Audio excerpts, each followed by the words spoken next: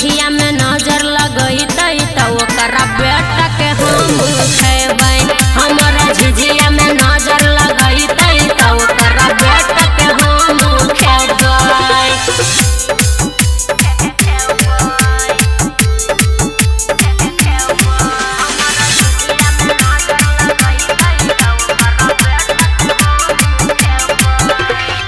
जखन जाइ छी झिझिया खेले ताका झांकी कर छै गे। हमरा देख के सुन गे सखी डैनी बड़ा जरै छै गे।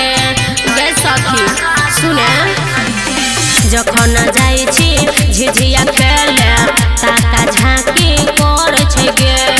हमरा देख के सुन गे सखी डैनी बड़ा जरै छै गे। ओकर छोटा पकड़ घिसिएबै। हमारा झिझिया में नजर लगैतै त ओकरा बेटा के हम खेबै। हमारा झिझिया में नजर लगैतै त ओकरा बेटा के हम खेबै।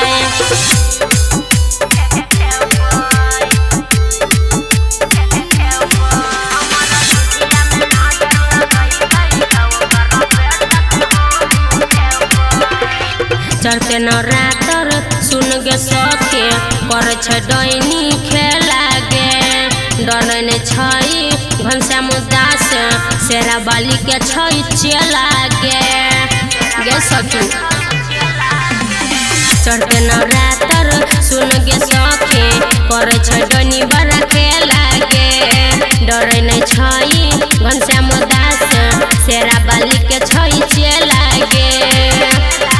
सुमन सोना कहे ओकरा बतेबै।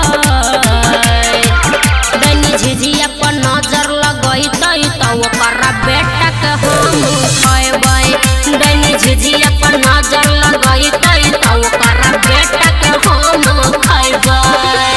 Suresh recording studio Sarsopahi.